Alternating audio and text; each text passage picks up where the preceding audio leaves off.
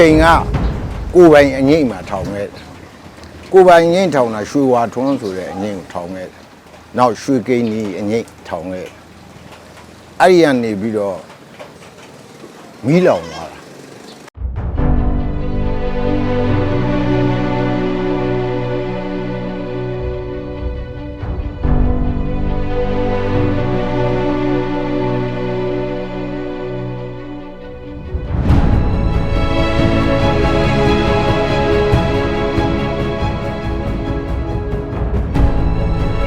မျိုးရိုးကလည်းဘူလေးရာမဥတော်ရဲ့မျိုးလေ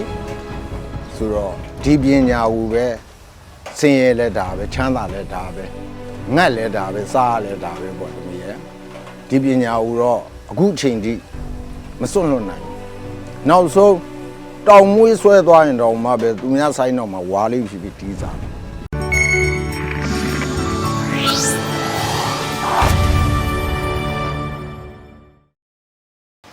ဒီအနုပညာလောကကိုအသက်16နှစ်ကနေစဝင်လာ16နှစ်ကစဝင်တော့ဖေဖေကဆိုင်းဆရာလေဆိုင်းဆရာဖေဖေရဲ့ပညာကိုလည်းယူရင်းနဲ့နောက်ဖို့တော့အညီမင်းသမီးကြီးဖြစ်တဲ့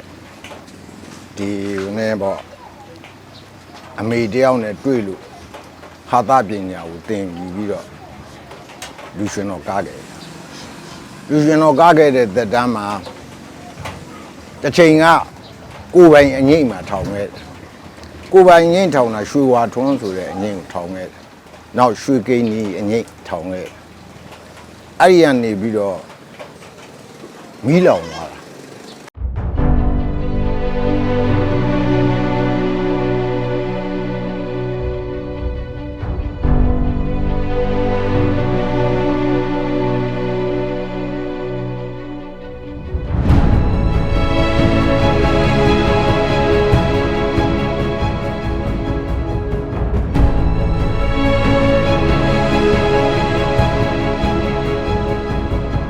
ဖို့ပဲခူးတိုင်းပဲသမင်အင်းကုန်းဆိုတဲ့ရွာမှာမီးလောင်အကုန်လုံးပါသွားတော့အဲ့ရနေပြီးတော့ဟိုအဖွဲထဲလိုက်ပြီးအဖွဲထဲလိုက်ပေါ့နောက်ရက်ခိုင်းပြီးမှကြီးပဲ9နှစ်ရက်ခိုင်းမှာသွားလို့တာ9နှစ်အဲ့ဒီကပြန်လာပြီးတည်းကမိဘရဲ့အမွေဆိုပြီးဆိုင်းကိုပြန်တီးရအဲ့ဆိုင်းပြန်ပြီးတော့အခုချိန်တီးပေါ့တမီးရဆိုင်းပြန်တီးတော့ဟိုဗလာဆိုင်ကြီးတော့မို့ပေါ့အခုကတော့ဆူလွယ်နတ်လွယ်လေးနတ်ပွဲပဲတီးစားလူရှင်တော်ကလို့ကိုယ်ပိုင်အငိမ့်ထောင်လို့ဟိုမီးလောင်သွားတယ်ဆိုပြီးတော့ဒီပညာပေါ်မှာစိတ်နာခြင်းစိတ်ကွက်ခြင်းမရှိဘူးဘဝအကျိုးပေးမကောင်းလို့ဖြစ်တယ်လို့ပဲကိုယ့်ကိုခံယူတယ်ဒီဘဝနဲ့ပဲဒီပညာနဲ့ပဲသိတဲ့အထိအသက်မွေးဝမ်းကြောင်းပြုမယ်ဆုံးဖြတ်တာလေဖေဖေကလည်းဆိုင်းဆရာကြီးလေဘူလေးဒီချေးတဲ့အဲ့တော့မျိုးရိုးကလည်းဘူလေးရာမဥတော်ရဲ့မျိုးလေဆိုတော့ဒီပညာကိုပဲဆင်းရဲလဲတာပဲချမ်းသာလဲတာပဲငတ်လဲတာပဲစားလဲတာပဲပေါ့တမီးရဲ့